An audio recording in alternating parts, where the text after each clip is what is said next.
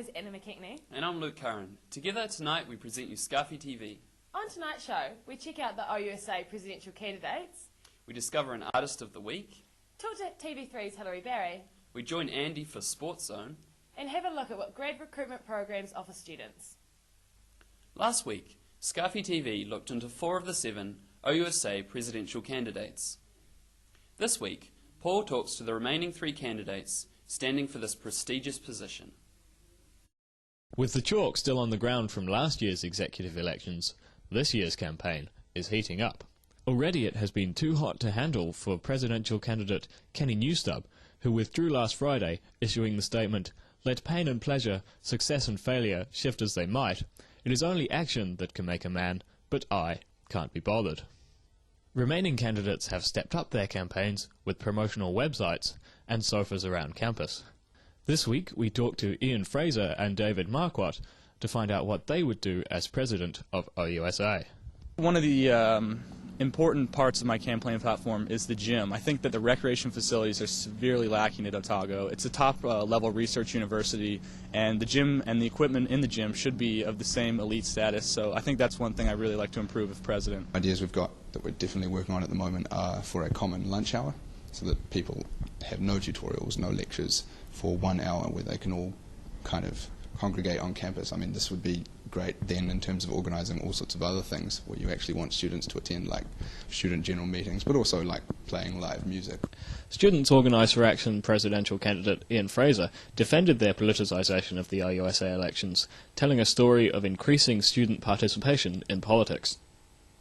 We're lagging far behind America, which is sort of the laughing stock of the world in terms of democratic turnout. You know, they celebrate when they get just over 50%.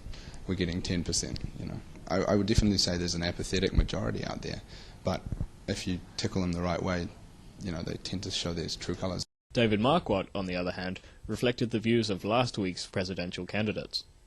I have ideas that are not necessarily left or right and don't fall on necessary party lines. I'll decide things and make decisions based on rational thought, not just stick to a party stance or a party form. However, as outsiders, they both agree that they should be given a chance at running OUSA. There is a bit of a cliquey / bureaucratic / entrenched dynamic that has been long associated with OUSA. People who aren't necessarily inundated with the OUSA exec experience should still be able to stand for these positions. Being an unknown and kind of dark horse candidate at the moment, if people just gave me a chance, they'd really like what I stand for and what I'm going to do if elected president. So with this year's campaign set to be a tight race with many chalked pavements, we can only hope that whoever wins is as good at leading as they are chalking. Paul Jones, Scarfie Television. Hilary Barry is a household name and a major contributor to women's awareness in New Zealand. Virginia talks to Hilary about her involvement in the recent Women's Week and her life as a media professional in New Zealand. Hilary agrees. It is challenging for women to find the right work-life balance. How hard it can be to get the right balance of work life and family life, and not to beat yourselves up about it, and not to feel too guilty about things, and just to be happy and do what feels right. Hilary is lucky to have strong women role models in her life. Immediately I looked up to my mother, and particularly both my grandmothers, who were very strong women, but they both had careers and combined that with family. So that was, they were great mentors for me. Hilary also has advice for budding journalists. Well, don't give up, be persistent, be tenacious, and be nosy. There are high expectations on women in today's society to juggle family as well as a career. Well, I do think that as women, because we can multitask and do a lot of things at once and juggle a lot of balls in the air, if you pardon the cliche, that we do get a lot of expectations put on us. You know, probably more than working fathers, we are, you know, have more asked of us, I think.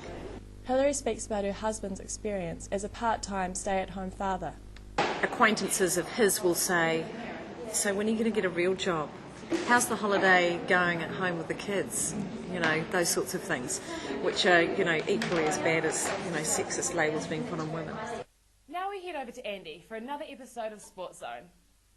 Thank you, Anna, and welcome to Sports Zone. On tonight's show, we take a look at the rock climbing Dunedin has to offer. We also look into the recent decisions on the Carisbrook movement. Dunedin offers many great rock climbing opportunities for students looking for an outdoor thrill. Rock climbing is a combination of skill, strategy and strength and provides a great adrenaline rush. Dunedin has a great variety of natural faces not far from the city. At Port Chalmers, the Lady Thorn Dell has a range of introductory faces and bouldering opportunities, with micro holds to test your finger strength. Bouldering is when the climber moves horizontally across the rock face as opposed to vertically.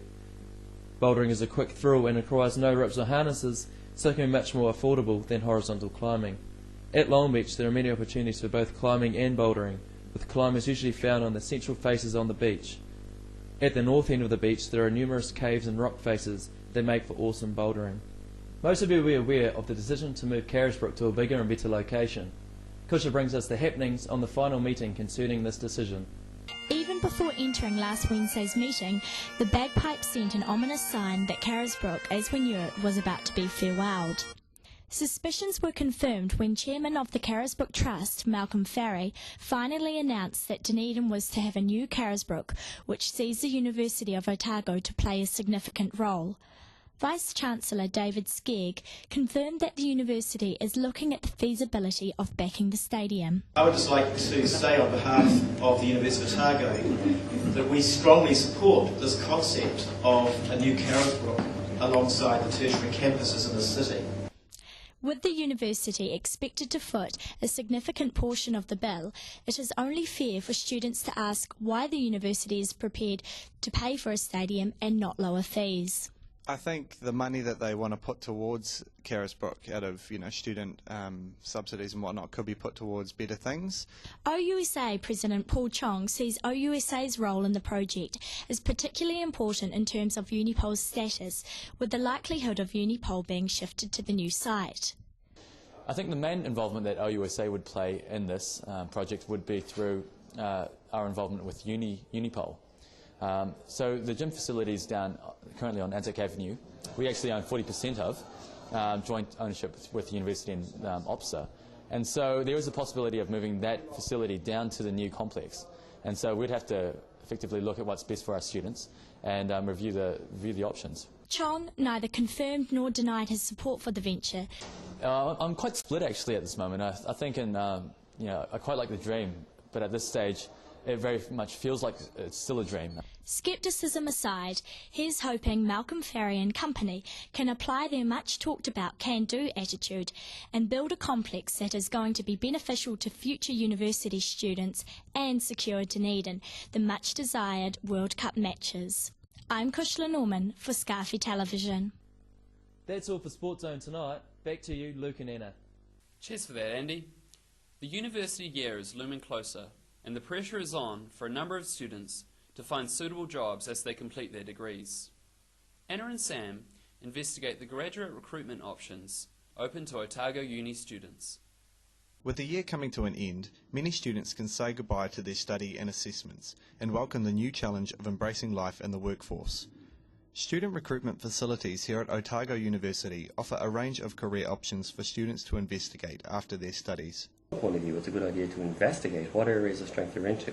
Come in here, talk to a careers advisor, look at perhaps your CV, perhaps your covering letter material, or perhaps have a discussion with them about how you can plan your way forward. However, the various departments around campus ensure they have taken measures to ensure students have the best possible opportunities. Well, we have a dedicated careers advisor in the department, Rob Cook, so students can go and talk to him about how to prepare their CVs. Despite a lack of student awareness around campus of recruitment facilities, there are in fact a range of support services available for guidance in various career paths and internship opportunities. I'm studying BCom in accounting management, and from that I've got an accounting job for next year.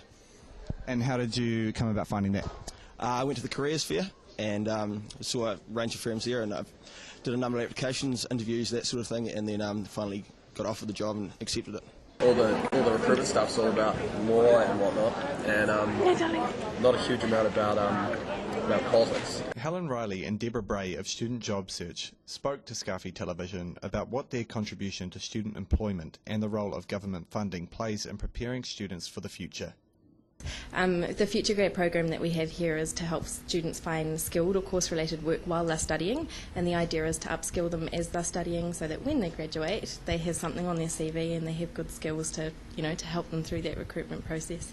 The general consensus around campus seems to be that there are in fact a range of quality future graduation recruitment facilities. However, student utilisation of these services is somewhat dismal and underutilised. More often than not, students tend to miss out on employment opportunities due to a lack of knowledge and motivation in this area. Sam Morra, Scarfie Television. This week's Artist of the Week is local photographer Jess East. Bert talks to Jess about her love for photography and has a look at some of her work. For this Artist of the Week, we pop down to art school once again and talk to Jess East and ask her how things are as a fourth-year student. It's scary because it's your last year and you're working towards a big exhibition, which is Sight, and it has to be really, really good. It can't suck. So it's freaky. It's the big exhibition at the end of the year that all fourth years contribute to. We all get a space around the school and we make it, we use the space and put our art in it, and maybe even if you get your space early enough, you can work your art around the space. And it's the assessment exhibition that your assessors go to and look at, and you get a mark from that exhibition, basically, from the work you've done throughout the year and the final finished product. I guess I'm challenging visual perception and everybody's visual perception and how people assume that exactly what they see is exactly what they get. One way of putting it could be that, say, everything is made of matter, but no one knows what that matter is. Yeah, even, scientists, physicists are still trying to figure out what exactly, molecules and atoms are made of. They know about electrons and protons, but they still don't quite know exactly what the stuff is that the electrons and protons are made of, which is really weird because we could be made of anything. To put it simply, everything is made of the same thing. We don't know what that thing is, so why do we assume that what we see is what we get? Well, I don't think my studying is over. I'm going to have a huge break from it and start my life, start my adult life, I guess, because it'll be the first year that I'm not studying next year. I've been studying since I was, 5, I guess you could say, if you don't count kindergarten. With a life ahead after art school, Jess is getting prepared. She has entered the OUSA Scarfie art competition for a second year running. And I entered it last year, and I won the photography prize, which was pretty cool. I don't see that happening again this year because I know a lot of people are putting their stuff in, and I think it's going to be a good exhibition from what, from talking to people. It should be really good. And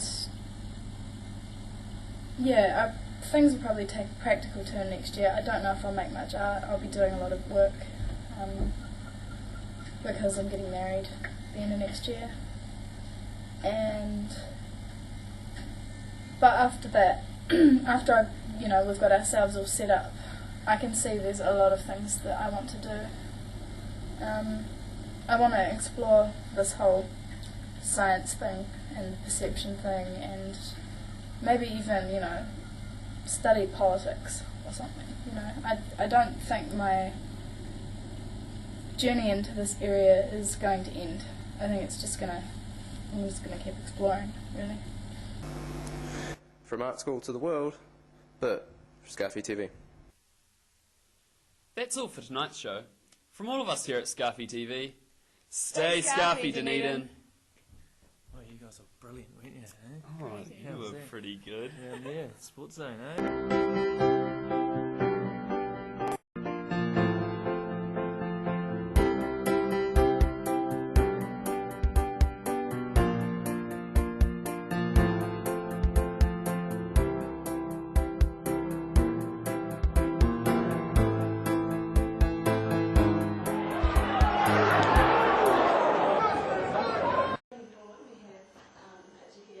describing the weather, who have study in the north,